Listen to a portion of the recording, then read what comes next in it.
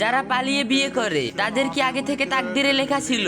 এই প্রশ্ন সবার মনেই আসে। চলুন আজকে আমরা সবাই জেনে নেই। সাহাবীর নিয়তে ভিডিওটা শেয়ার করে অন্য ভাই বোনদেরকেও জানার সুযোগ করে দিবেন। চলুন ভিডিও শুরু করা যাক। রাসূল সাল্লাল্লাহু আলাইহি সাল্লাম বলছেন, তোমাদের প্রত্যেকের সৃষ্টির মাতৃগর্ভে 40 দিন একত্রিত অবস্থায় থাকে, তারপর ততদিন আলাকা রক্তপিণ্ড হয়, তারপর ততদিন মুগদা মাংসপিণ্ড হয়। এরপর আল্লাহ একজন ফেরেশতা পাঠান, সে তাকে 4টি বিষয় লিখে দেয়। 1 তার রিজিক রুজি জীবন সঙ্গী খাদ্য ইত্যাদি। 2 তারপর আজাল জীবনকাল বা মৃত্যুর সময়। 3 তার আমল কর্ম। 4 এবং সে সুখী না দুর্ভাগ্য। সহিহ বুখারী হাদিস, সহিহ মুসলিম। অর্থাৎ রিজিক মৃত্যুর সময়, আমল জাহান্নামী বা জান্নাতি হওয়া। এই 4টি বিষয় গর্ভতেই নির্ধারিত হয়। তার মানে এই 4টি পরিবর্তন সম্ভব নয়। যেমন ধরেন আপনি বড়লোক হয়েছেন বা অনেক সম্পদের মালিক হয়েছেন, ঘুষ খেয়ে এটা আপনার রিজিক ছিল যে আপনি ধনী বা সম্পদশালী হবেন, কিন্তু আপনি যেটা হালাল বা হারাম ভাবে অর্জন করবেন আপনার উপর নির্ভর করে। আপনি যদি পরিশ্রম সর্বর সাথে চেষ্টা করেন তাহলে আপনি সম্পদশালী হবেন, আবার ঘুষ খেলেও হবেন।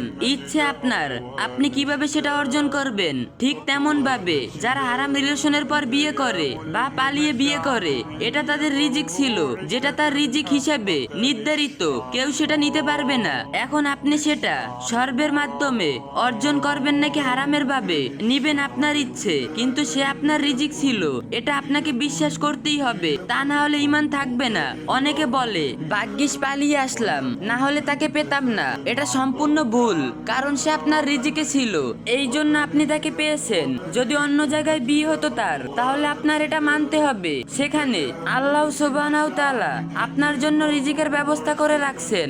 রাসূল সাল্লাল্লাহু আলাইহি সাল্লাম বলছেন, আল্লাহর ফয়সালা তাকদীরকে দোয়া ছাড়া আর কিছুই ফিরিয়ে দিতে পারে না, আর নেক কাজ ছাড়া আর কিছুই আয়ু বৃদ্ধি করে না। জামি তিরমিজি হাদিস। তবে দোয়ার মাধ্যমে অনেক কিছু পরিবর্তন সম্ভব। যদি আপনি একটা অনেক দিন যাবত করেছেন কিন্তু কবুল হলো না, নির্দিষ্ট মানুষকে চাচ্ছেন, তারপরে আপনি বিশ্বাস রাখতে হবে আপনি যেটা চেয়েছেন সেটা আপনার রিজিকে ছিল না, আর যেটা পেয়েছেন সেটা আপনার রিজিকে নির্ধারিত ছিল। আশা করি আপনারা সবাই বিষয়টা বুঝতে পারছেন। সাহাবীর নিয়তে ভিডিওটা শেয়ার করে অন্য ভাই বোনদেরকেও জানার সুযোগ করে দিবেন। ইসলামের যে কোনো বিষয় সুন্দরভাবে জানতে, বুঝতে এবং মহাজরুরি মাসালাগুলো সহজে পেতে এই আইডিটি ফলো দিয়ে রাখুন। আর ভিডিওটা ভালো লাগলে 3টা কপি লিংক করে দিয়েন।